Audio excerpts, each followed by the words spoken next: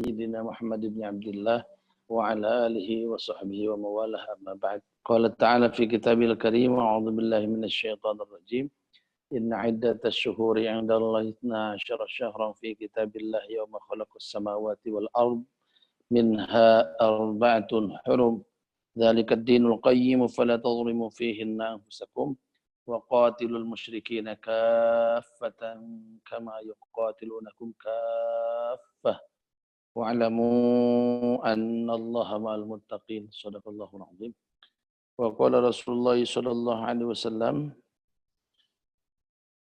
أفضل الصيام بعد رمضان شهر الله المحرم وأفضل الصلاة بعد الفريضة صلاة الليل أو كما قال رسول الله صلى الله عليه وسلم.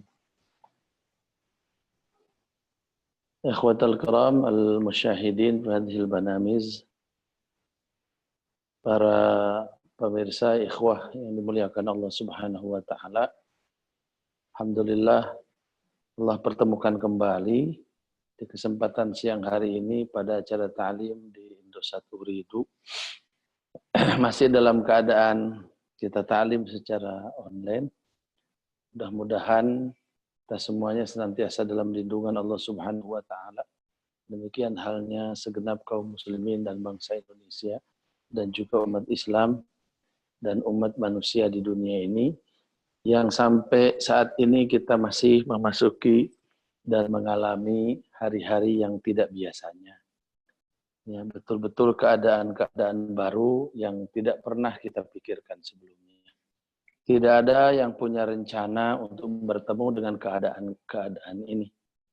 Tidak ada yang punya rencana untuk di PHK tahun ini. Tidak ada yang punya rencana untuk kekurangan pendapatan tahun ini.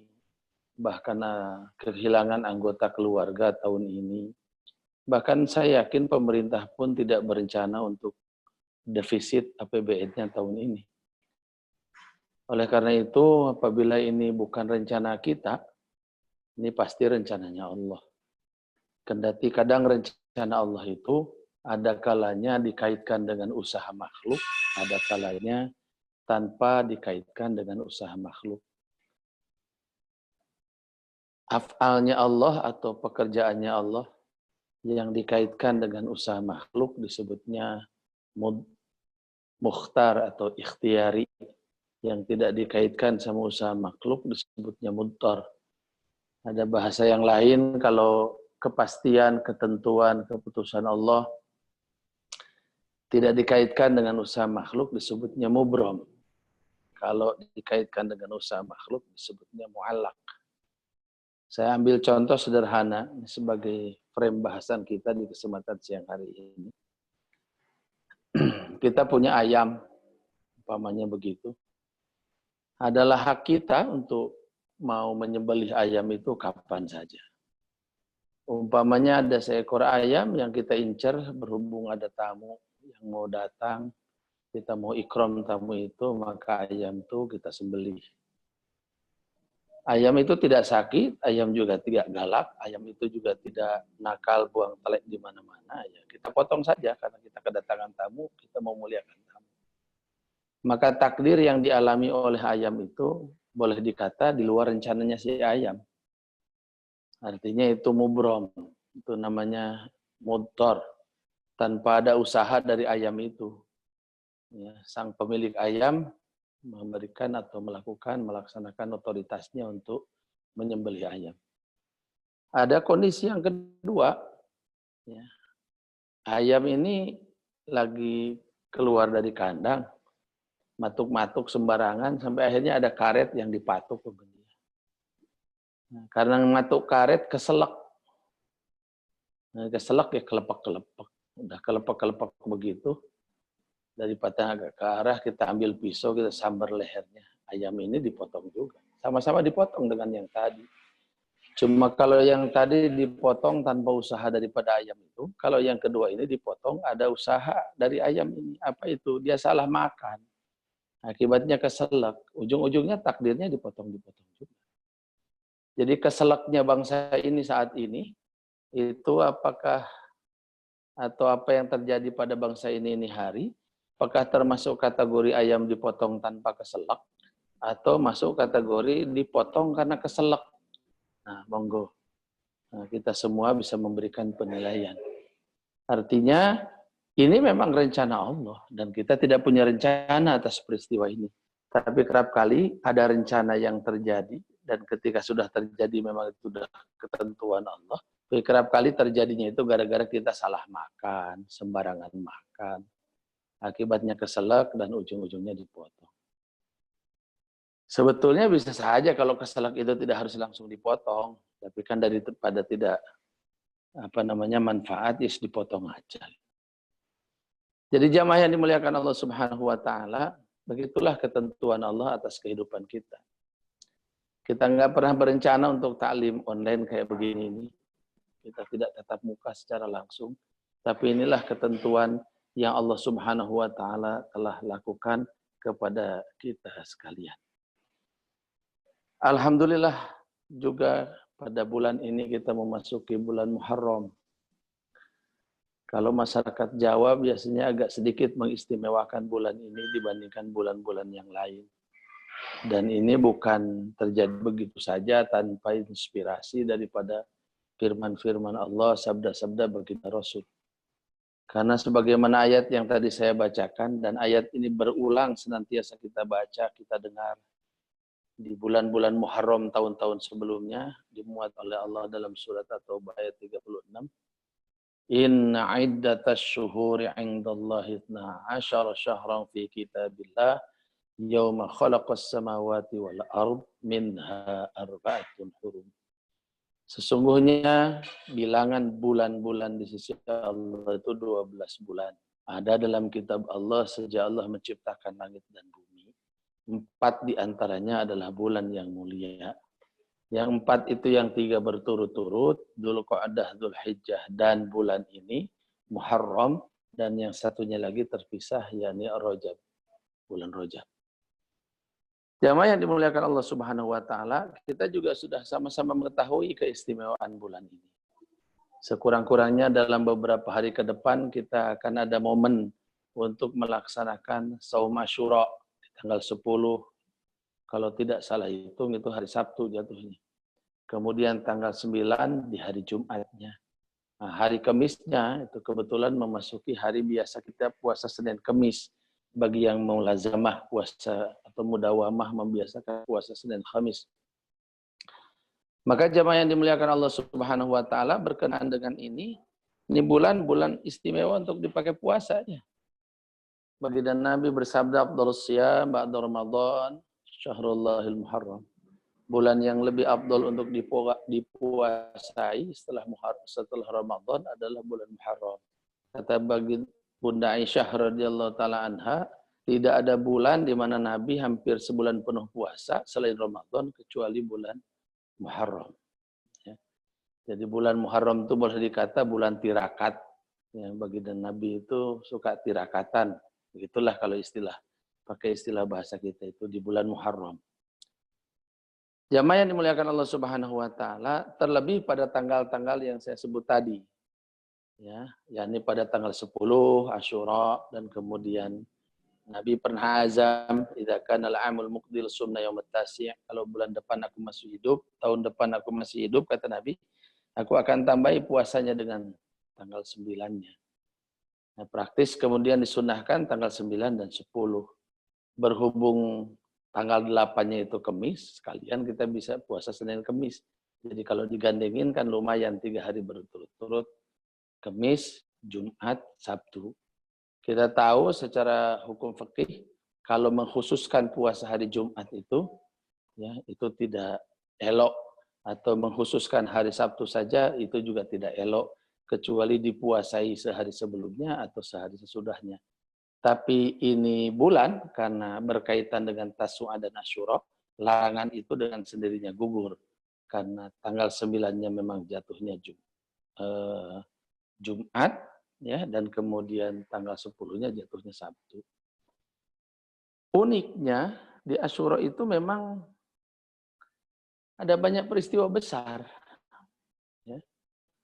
Kita sama-sama telah mengetahui itu. Pada peristiwa-peristiwa besar itu diciptakan oleh Allah, dibuat oleh Allah itu di bulan Muharram dan di tanggal 10. Peristiwa besar penciptaan Nabi Adam, peristiwa besar turunnya Nabi Adam daripada surga, jatuh di 10 Muharram. Peristiwa besar banjir bandangnya Nabi Nuh, mendaratnya kapal Nabi Nuh di Bukit Judi, itu juga di 10 Muharram. Peristiwa besar menyeberangnya Nabi Musa di Laut Kulzum dan tenggelamnya Firaun di sana, itu juga tanggal 10 Muharram. Peristiwa besar sampai kemudian diperingati kan oleh orang-orang Yahudi.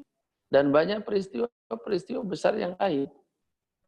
Ini menjadi unik dan menjadi patut jadi bahan perenungan kita. Mudah-mudahan sih Muharram sekarang ini tidak terjadi lagi peristiwa yang terlalu besar dan terlalu spektakuler. Saya yakin insya Allah tidak terjadi apa-apa. Karena beberapa hal memang baginda Nabi SAW meminta kepada Allah. Nabi betul-betul request kepada Allah. Ya, hal yang sangat dimohon oleh Nabi itu agar umat ini diberikan kesempatan untuk bertobat.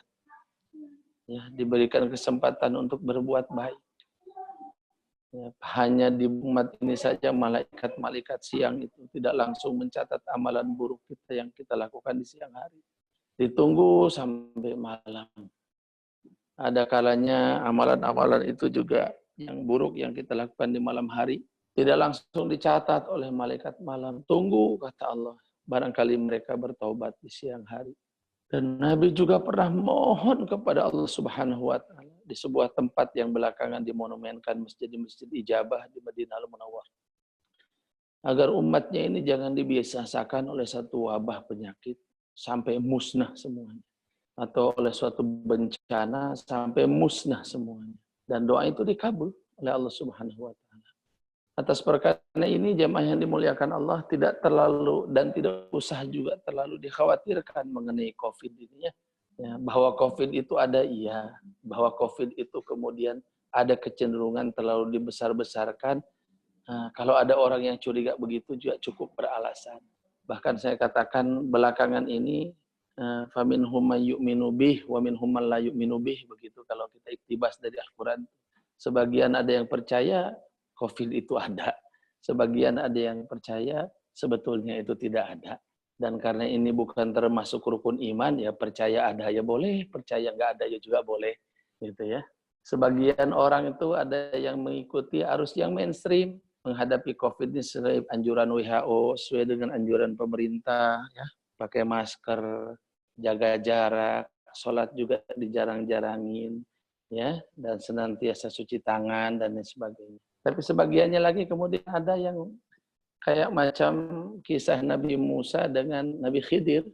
Ya, Nabi Musa kan mainstream saja, ya, yang namanya bohongin perahu orang itu ya nggak boleh karena ngerusak propertinya orang. Yang namanya bunuh orang tanpa hak itu ya nggak boleh karena membunuh itu ada ketentuannya. Ya, yang namanya nolongin orang itu ya lihat-lihat orangnya, mungkin kira-kira begitu. Tapi kan itu yang terjadi pada Nabi Musa. Kalau Nabi Khidir makan kebalikannya. Ya, perahu orang malah dibolongi, anak orang dikepruk sampai mati. Orang pelit malah dibantuin. Ya. Dan kemudian di ujungnya beliau berkata, ya, ini semua kulakukan wa ma fa'altuhu an amri, bukan atas kehendakku. Dzalika ta'wilu ma lam tasti' alaihi sabra. Nabi Muhammad SAW dalam konteks itu pernah mengatakan, seandainya Musa itu lebih sabar untuk berguru kepada Khidir, akan banyak rahasia yang tersingkap. Mungkin salah satu rahasianya adalah rahasia COVID ini. Tapi Nabi Musa nggak kuat lama. Innaka lan tastati'a ma'a sabra. Maka di sebagian masyarakat kita pun menjadi begitu akhirnya. Faminhum may yu'minu bih wa minhum man la yu'minu bih. Ada yang percaya bahwa ini ada yang percaya bahwa ini tidak ada. Dan untungnya sekali lagi ini bukan rukun iman. Percaya ada dan tidak adanya itu tidak akan mengganggu iman kita. Jamaah yang dimuliakan Allah Subhanahu wa Ta'ala, kenapa ini penting? Karena ada sebagian orang yang beranggapan bahwa ini kayaknya kalau dibiarkan terus dan vaksinnya nggak ketemu, umat ini bisa musnah. Nggak bakalan. Umat Nabi Muhammad ini nggak bakalan musnah dengan wabah. tidak bakalan musnah dengan perang. Kalau mau habis umat ini, perang dunia itu udah 2 kali, mestinya habis. Ya. Tapi itu tidak akan terjadi. Umat ini tidak akan habis. Bahkan Yahudi yang dijamin akan habis sama baginda Nabi SAW. Bahkan umat yang tidak beriman kepada Allah yang akan habis itu. Karena kiamat tidak terjadi kecuali yang tersisa itu tinggal umat-umat yang tidak beriman kepada Allah Subhanahu wa taala. Jamaah yang dimuliakan Allah Subhanahu wa taala, sebagian orang kemudian yang tidak percaya itu menganggap bahwa ini teori konspirasi. Saya kebetulan baru pulang dari alma mater saya di Tasikmalaya, dan kemudian kawan-kawan bercerita tentang laporan teman-teman dari daerah macam-macam, dari lebih dari 1.000 cabang pesantren kami di daerah-daerah, melaporkan hal-hal yang terjadi terkait dengan perkembangan COVID dengan segala situasi dan kondisinya. Saya jadi teringat sebuah kisah anekdot di zaman mondok dulu. Ya, ada seorang tokoh masyarakat Sunda, ya, disebutnya si Kabayan, yang biasa dijadikan sebagai bahan anekdot. Macam Abu Nawas lah kalau di negeri 1001 Malam. Suatu ketika si Kabayan itu lagi, ya pagi-pagi dia lagi ngeloneng, itu lagi jalan-jalan. Tiba-tiba ngelihat beberapa orang yang ada yang bengong, ada yang tiduran, nah, malum lah mungkin lagi pada nganggur. Tanya masih Kabayan, karena raon cenah mana teh cari cing di dia. Kieu we cenah Kabayan, gawe nama zaman kerja mah. Lagi pada ngapain katanya kalian di sini? Ya begini sajalah katanya, namanya enggak ada kerjaan. Katanya ke sana tuh ke Balai Desa katanya. Kalian malah ngumpul-ngumpul di sini. Ke sana ke Balai Desa, di Balai Desa ada bansos. Masa ya Kabayan? Cing cenah ka ditu.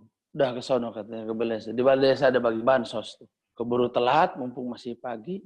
Si Kabayan tuh cuma ngomong begitu doang, ngelempar isu, habis itu dia mah terus pergi. Orang-orang kemudian saling berbisik, jangan-jangan kali ini masih Kabayan bener. Bener nggak bener juga ke Balai Desa aja yuk katanya. Kalau benar ya kita untung, kalau nggak benar nggak ada ruginya juga, cuma ke Balai Desa doang. Maka kemudian beberapa orang itu pergi ke Balai Desa. Si Kabayan terus masuk ke Gardu Kamling, kemudian dia tidur di situ. Orang lain pergi, dia malah tidur di situ. Kira-kira menjelang zuhur si Kabayan ini bangun. Begitu bangun dilihat ada orang kok berbondong-bondong mau pada kemana.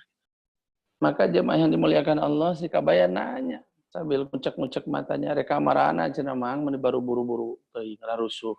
Mau pada kemana katanya, Embu, Bapak, Ibu kok buru-buru begitu. Kabayan kamu mah katanya ketinggalan berita. Ada pembagian bansos katanya di Balai Desa. Si Kabayan ngulisik, tidur lagi senderan, belum habis kan tuh. Mendusin lagi, bangun lagi, dilihat orang makin ramai. Ditanya lagi, mau pada kemana katanya ini? Mau ke Balai Desa katanya, Kabayan ada pembagian bansos. Kamu udah kebagian apa belum? Katanya kok kalah tidur. Kata si Kabayan, saya belum, katanya belum kebagian. Emang masih ada? Ada pembagian bansos. Datang rombongan lagi orang bergegas semuanya mau ke Balai Desa, katanya ada pembagian bansos. Akhirnya Pak, Kabayan lupa kalau dia yang bikin isu pertama kali. Dan kemudian dia tinggal tidur. Habis itu kemudian dia ikut-ikutan juga datang ke Balai Desa. Padahal dusta itu dia yang buat pertama kali. Jamaah yang dimuliakan Allah Subhanahu wa taala, wa minhum may yu'minu bih wa minhum may la yu'minu bih. Ini iktibas saya sebetulnya di ayat Quran supaya pas aja bahasanya. Jadi kalau ada orang percaya, ada orang nggak percaya, itu mungkin ada orang yang beranggapan jangan-jangan ini si Kabayan. Udah capek kita ke sono kemari. Kenapa? Karena faktanya memang ada orang yang sampai ini hari itu fine-fine saja. Sholatnya normal, puasanya normal, jumatannya normal, pengajiannya normal. Ya ketika sakit juga ya dianggap normal-normal saja. Jamaah yang dimuliakan Allah. Sekali lagi untungnya ini bukan termasuk rukun iman. Mau percaya nggak percaya ya nggak terkait dengan masalah itu. Tapi bahwa umat ini sekalipun sekarang memasuki bulan Muharram, ini umat yang sudah dijamin nama baginda Nabi tidak akan, sekali lagi tidak akan dimusnahkan oleh Allah. Umat terakhir, kalau yang ini habis selesai sudah di atas muka bumi ini tidak ada lagi yang menyembah Allah. Maka Allah berkomitmen tentang perkara itu dalam Al-Quran. Ya.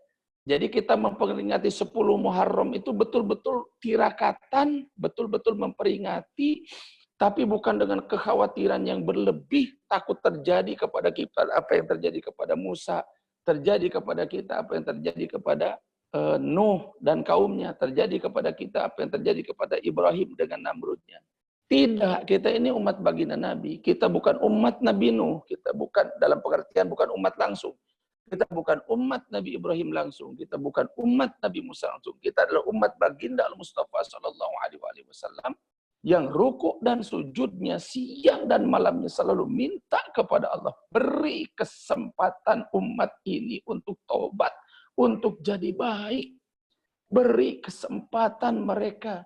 Ya, sebelum mereka jumpa dengan Allah. Maka kalau kita lihat tafsir itu, Pak, memang sikap Allah terhadap umat ini lain. Kalau umat Nabi Nuh itu difirmankan oleh Allah dalam surat Nuh, Inna arsalna Nuhan ila qaumihi. Ya.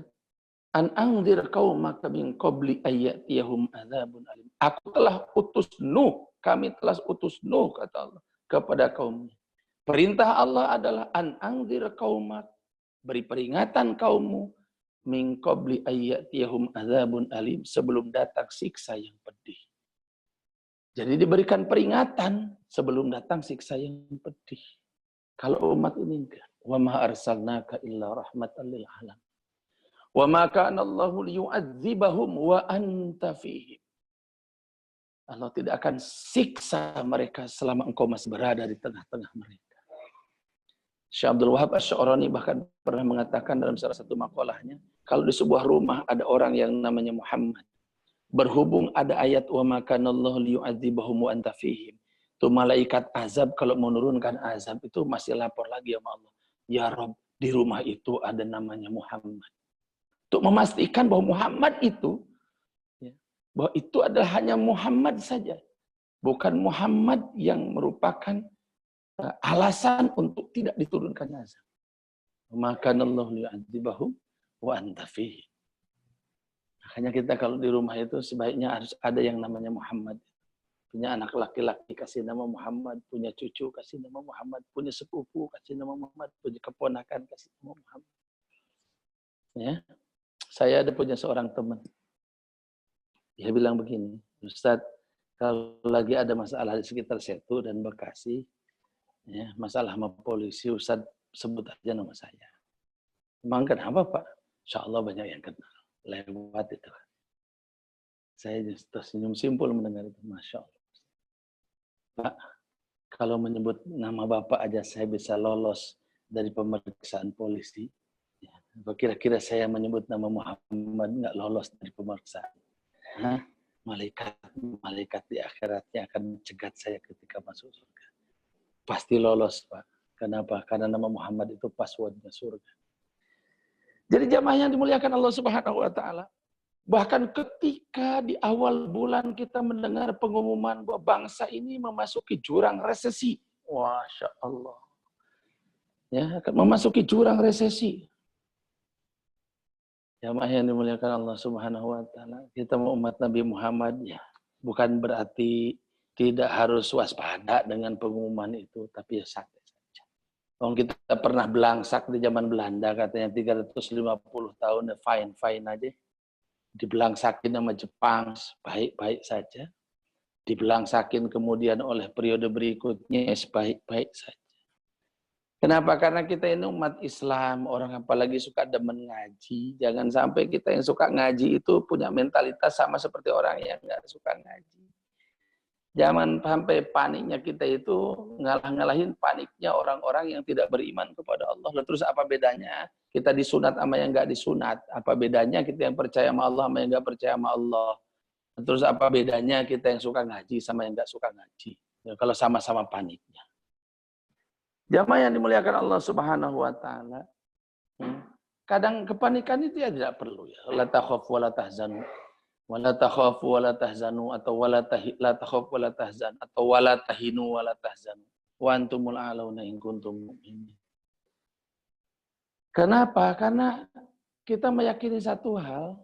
Ya, saya kemarin itu ada satu jemaah Tadi sekarang malam Kamis yang lalu itu ada jamaah saya ulang tahun ke-100. Kiaki Kong Namit. Ulang tahun yang ke-100.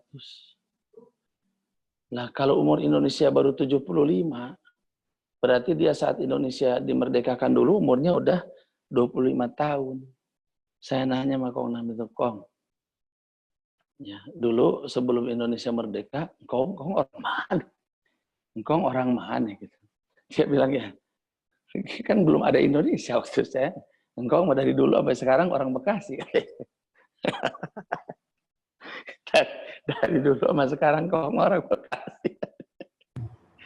Jadi Indonesia kayak gak masuk di kalkulasi kepalanya Kong Namit. Dia udah lebih dewasa dari Indonesia. Ya, dia udah lebih dewasa daripada Indonesia. Umurnya 100 tahun. Malam Kamis yang lalu itu 100 tahun. Saya setiap malam Kamis jumpa sama beliau. Ya.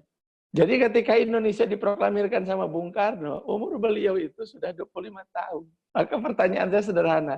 Sekarang pikirannya apa segala masih sehat. Cuma kadang kalau pengajian kadang datang, kadang enggak. Karena sekarang udah relatif uzur lah gitu. Tapi ya masih bisa ke sana kemari. Jadi saya tanya, Kong orang mana dulu sebelum Indonesia merdeka? Kong dari dulu orang Bekasi. Sampai sekarang ke orang Bekasi. Jadi nggak berubah. Rupanya, saya bilang, Masya Allah. Saya cuma tidak melanjutkan pertanyaan. Kong, yang ngurusin Kong dulu siapa sebelum Indonesia merdeka? Hah? Itu kalau pertanyaan itu diperdalam dan diajukan lebih dalam lagi. Kira-kira jawaban Kong Namit ini begini. Bakal jawabannya itu insya Allah kurang lebih begini. Langkong masih belum diurus sama Indonesia. Duluan diurus sama Indonesia. Sama Allah. Engkau sudah menjadi umat Nabi Muhammad sebelum jadi bangsa warga negara Indonesia. Udah jadi hamba Allah sebelum jadi warga negara Indonesia, berKTP Indonesia. Sudah lebih dulu diurus oleh Allah sebelum diurus sama pemerintah Indonesia. Oh, sama pemerintah Indonesia-nya Tuhan beliau. Bahkan sudah lebih dulu diurus oleh Allah sebelum diurus sama bapak dan emaknya. Bahkan sudah lebih dulu diurus sama Allah sebelum bisa ngurus diri sendiri. Terus apa yang harus dikhawatirkan? Apa yang harus dirisaukan? Enggak usahlah belagu ngitung APBN kita ini. Ya, enggak usah kemudian di warung-warung kopi kita sok mendiskusikan defisit APBN yang 1.000 triliun. Apa bikin capek aja? Nambah anggaran ke negara juga enggak. Nambah pikiran iya. Ya, kayak sok-sokan kita aja yang dimuliakan Allah. Ya, melihat pameran mobil, motor aja kita nggak punya, sepeda aja masih nyicil. Itu pun belinya second. Wah, buat apa ngabisin waktu ngelihat mobil, ngelihat pameran untuk merawat mimpi. Bukan begitu caranya merawat mimpi. Dan jangan mimpi yang begitulah. Kagok punya mimpi sekedar punya mobil itu. Mbok mimpi itu pengen terbang di surga gitu. Yang agak keren sedikit. Oh, iman kok nggak ada pengaruhnya sama sekali gitu. Ya. Mbok agak gede dikit gitu loh punya pikiran itu. Ya. Jangan terlalu cepat, jangan terlalu sempit. Kalau kita ini merdeka, syarat kemerdekaan itu kalau kata Ibnu Athaillah itu gampang. Idza ahbabta syai'an kunta lahu 'abdan wa huwa la yuhibbu an takuna li ghairihi 'abdan. Kalau engkau mencintai sesuatu, engkau cenderung jadi hamba atas sesuatu itu. Padahal Allah itu enggak suka kalau engkau menjadi hamba yang lain. Allah hanya mau engkau itu menjadi hambanya. Kalau kata Sayyidina Ali, cukuplah kebanggaanku itu karena aku menjadi hambanya Allah, dan cukuplah kemuliaanku itu karena Tuhanku adalah Allah. Nggak usah ada yang lain-lain, nggak usah ada yang aneh-aneh. Ya. Kalau kita lihat literatur, kita belajar dari para alim ulama. Ya. Hidup ini sebetulnya sederhana saja. Yang namanya kaya itu al-istighna an syai'in, bukan al-istighna bi syai'in. Yang namanya kaya itu bukan punya barang-barang. Yang namanya kaya itu nggak perlu atas barang-barang itu. Begitu kita merasa perlu, maka kita menjadi orang miskin. Begitu kita tidak menganggap perlu apapun, kita hanya memerlukan Allah, kita menjadi orang kaya. Jadi kalau kita mau bicara dalam konteks kemerdekaan, Kalau kita mau bicara dalam konteks hijrah, hijrah sejati itu ketika menghijrahkan diri hanya kepada Allah. Fafirru ilallah. Sing lain-lainnya itu anggap saja sekedar instrumen, anggap saja sekedar komplement, anggap saja sekedar pelengkap aja. Ada boleh, nggak ada ya nggak apa-apa. Ikut jeneng la ilaha illallah. Jadi nggak usah bisa. Jamaah yang dimuliakan Allah Subhanahu wa Ta'ala. Hidup kita ini, ya Allah. Makanya ada orang-orang yang mau mati itu santai. Mau mati itu santai. Pada sebagian orang mau mati itu, wah stres, serem. Kenapa? Karena dia beranggapan bahwa apa yang harus dikhawatirkan tentang mati? Toh ke akhirat itu kita cuma jumpa Allah. Loh kok jumpa Allah? Kok cuma? Lah ya kan cuma jumpa Allah. Oh kita ini di dunia ya diurus sama Allah. Masa di akhirat di hadapan Allah kan diurus sama Allah? Terus apa yang harus dipikirkan? Emang kita di dunia diurus sama siapa? Kita lagi tidur yang ngurus emang siapa? Terus lagi ngomong begini yang ngomong emang siapa? Emang kumpulan gigi, rahang, dan mulut, serta lidah dan bibir ini bisa ngomong? Ini cuma kumpulan daging nih, kumpulan daging, kumpulan tulang, kumpulan urat-urat saraf, kumpulan pembuluh darah. Emang bisa ngomong yang begini? Antaqanallahu alladzi antaqa kulla syai'. Emang yang ngurus Indonesia ini pemerintah? Pret. Pemerintah itu ngurus dirinya sendiri aja nggak bisa. Jamaah yang dimuliakan Allah Subhanahu wa Ta'ala, jangan jadi nggak usah mau ditakut-takuti dengan berita-berita begitu, santai aja. Ya, santai aja. Jamaah yang dimuliakan Allah Subhanahu wa Ta'ala. Orang yang kehilangan itu kan orang yang pernah merasa punya. Kalau orang nggak punya itu ya nggak pernah merasa kehilangan. Saya itu kok nggak pernah kehilangan duit 30 juta itu. Orang tahu duit. Orang lain ribut, waduh ini harus tarik duit dari bank apa segala macam. Aku yo santai yo, duitku gak ono nang bank. Jadi kadang-kadang bentuk kasih sayang Allah itu dengan cara kita dibebaskan oleh Allah Subhanahu wa Ta'ala dari kepemilikan atas segala sesuatu. Ya, ada seorang ulama namanya Sa'di, dia mandi di salah satu kolam renang lah istilah sekarang. Nah, dan kemudian dia girang banget mandi di pemandian umum. Maka murid-muridnya nanya, kenapa Tuhan kok kelihatan girang banget gitu. Mandi itu. Bagaimana aku tidak girang katanya? Bagaimana aku tidak bahagia? Aku mandi di air yang aku tidak perlu pikirkan dari mana ia datang. Aku menggunakan ciduk yang aku tidak perlu pikirkan dari mana ciduk ini dibeli. Ya. Orang-orang katanya ingin bahagia, selalu berpikir harus punya. Bagiku kebahagiaan bukan pada saat memiliki, tapi pada saat aku menggunakan. Wah, ada orang yang bulan ini itu mikir ya apa caranya tuku sepeda. La ya ilaha illallah. Saya setuju dengan kata-katanya Dr. Ahmad Urianto itu yang suka pengumuman-pengumuman tentang COVID tempo hari. Masyarakat ini jangan diajak olahraga. Ya, suruh bergerak aja, bukan suruh olahraga. Olahraga itu olahraga sepeda. Mikirnya itu tuku sepeda. Sampai itu gaji dari Indosat sudah kecil, dipotong cicilan sepeda, mampus kowe. Motiar kowe kata orang Jawa, ku motiar kowe. Bukan harus nanti kalau kita mikirnya olahraga harus golek, tuku sticknya, tuku iku membernya. Olahraga kudu goes, tuku sepedanya. Motor mesti turun lunas, wis nyicil sepeda.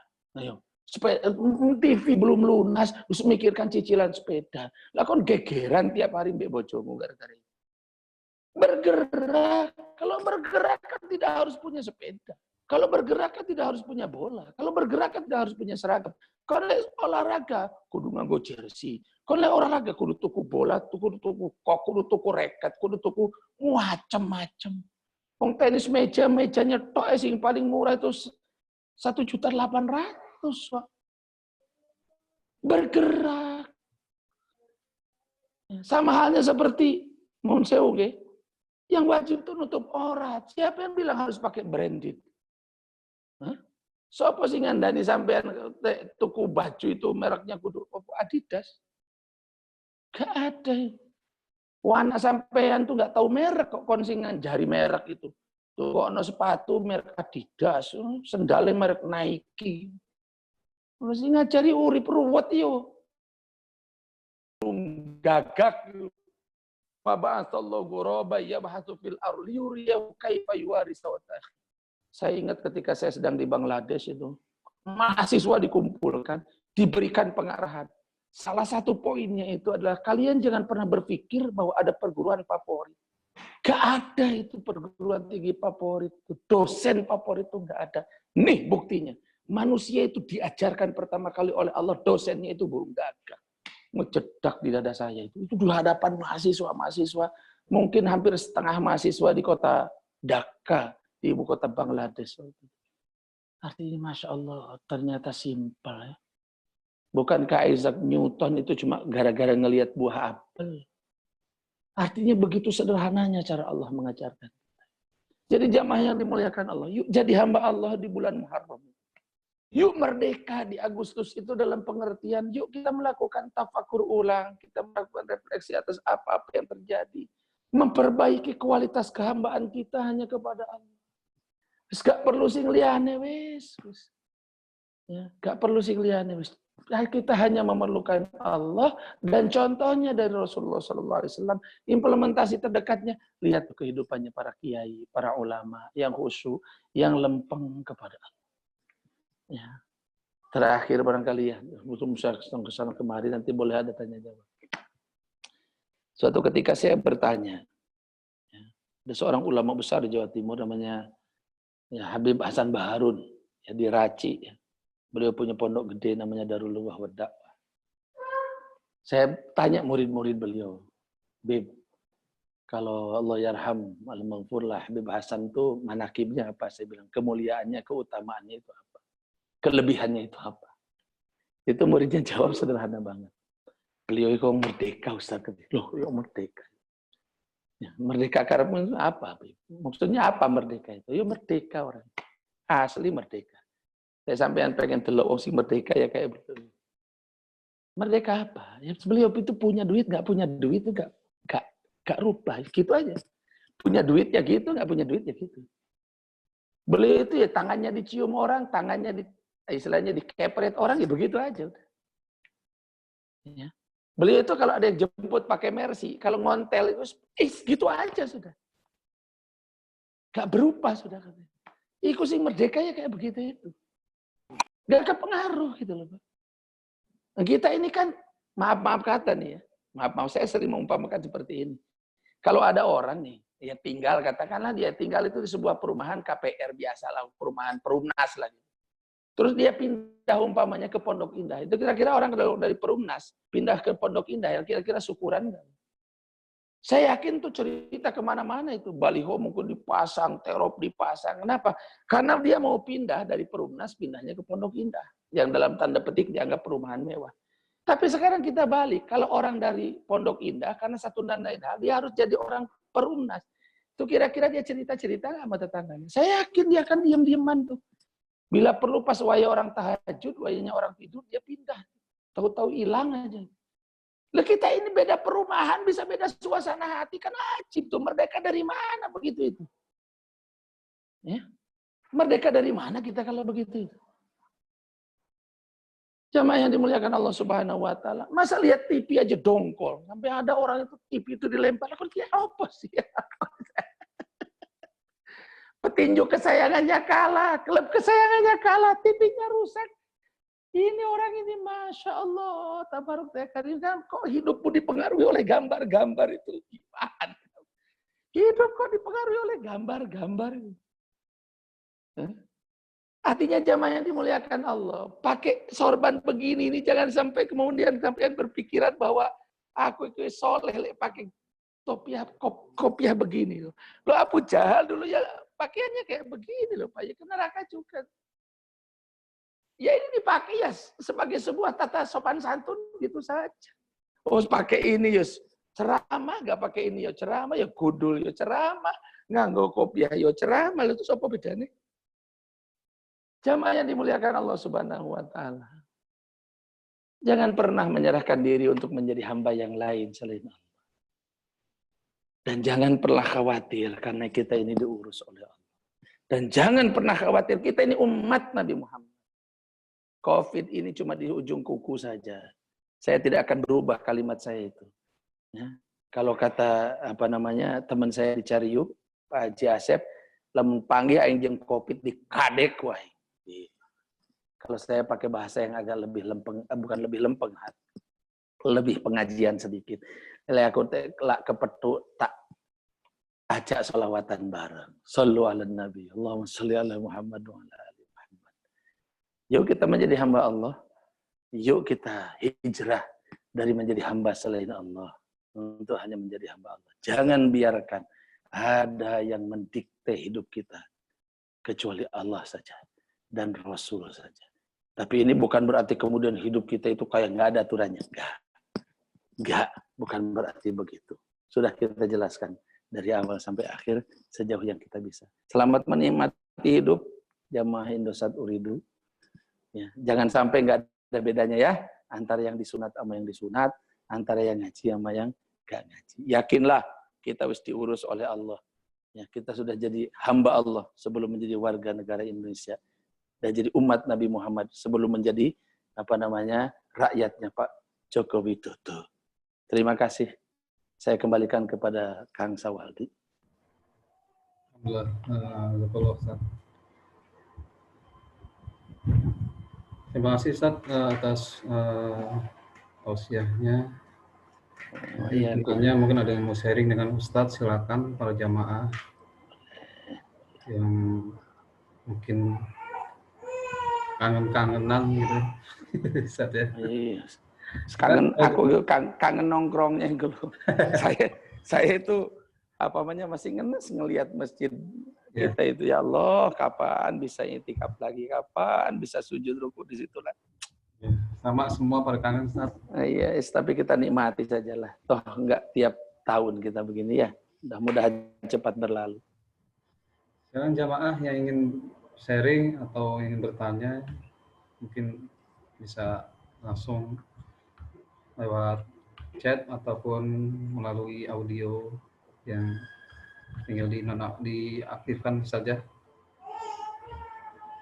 Wah, seru kalau taklim online tuh ada suara bayi, ada suara ayam. Suara anak itu anak-anak Ustaz. Seru. Anak-anak lagi bangun kali itu. Masya Allah. Mudah-mudahanlah disehatkan semuanya, dijaga semuanya oleh Allah Subhanahu Wa Taala ya. Jangan lupa nanti Kamis, Jumat, Sabtu kalau memang bisa pada puasa. Ya enggak ya juga enggak apa-apa puasa sunat. Tapi kan ketemunya setahun sekali kalau bisa ya dipuasai, ya toh. Kan lumayan puasa Asyura itu bahasa milenialnya lumayan bro katanya. Bisa ngapus yang setahun lalu yang sudah-sudah kan. Amin. Ya, Taib. Ada yang mau ditanyakan, silakan sebelum kita akhiri. Kalau nggak ada yang ditanyakan, kita doakan deh. Siap. Langsung didoain Ustaz, mohon doa Ustaz. Taib. Taqabbalallahu minna wa minkum wa'fu anna ya karim wa'fu anna ya rahim. Nas'alukallahumma bisirril Fatihah wa karamatil Fatihah wa mu'jizatil Fatihah wa nafatil Fatihah wa sirril Fatihah. Allahumma antas salam wa minkas salam wa ilaika ya'udus salam. Fahayyina rabbana bis salam. وادخلنا الجنة دار السلام تبارك ربنا وتعالى يا ذا الجلال والإكرام. اللهم ادفع عنا البلاء والوباء وكيد الحاسدين من الإنس والجن والشياطين. اللهم إنا نعوذ بك من جهد البلاء ودرك الشقاء وشماتة الأعداء وسوء القضاء. اللهم اغفر لموتى المسلمين واشف مرضى المسلمين واقض ديون المدينين والمسلمين وفرج هم المهمومين المسلمين. اللهم ألف بين قلوب المسلمين وأصلح ذات بينهم وثبت أقدامهم وانصرهم على عدوهم. اللهم رد المسلمين إلى دينك الحق ردا جميلا. اللهم اهدنا واهد الناس جميعا واجعلنا سبيلا وسببا لمن اهتدى يا أرحم الراحمين. ربنا آتنا في الدنيا حسنة وفي الآخرة حسنة وقنا عذاب النار. صلى الله على نبينا محمد النبي الأمي وعلى آله وصحبه وسلم. سبحان ربك رب العزة عما يصفون وسلام على المرسلين الحمد لله. الفاتحة. أعوذ بالله من الشيطان الرجيم. بسم الله الرحمن الرحيم. الحمد لله رب العالمين الرحمن الرحيم مالك يوم الدين. صراط المستقيم صراط الذين أنعمت عليهم غير المغضوب عليهم. Jazakallah khair Kang Sawaldi dan teman-teman semuanya. Ya, damat barakatukum, mudah-mudahan semuanya ada dalam kebaikan zahiran wa batinan. Salam untuk semua. Assalamualaikum warahmatullahi wabarakatuh. Waalaikumsalam warahmatullahi wabarakatuh. Jamaah. Barakallahu wa bihamdika asyhadu an la ilaha illa anta astaghfiruka wa atubu ilaik. Assalamualaikum warahmatullahi wabarakatuh. Waalaikumsalam warahmatullahi wabarakatuh.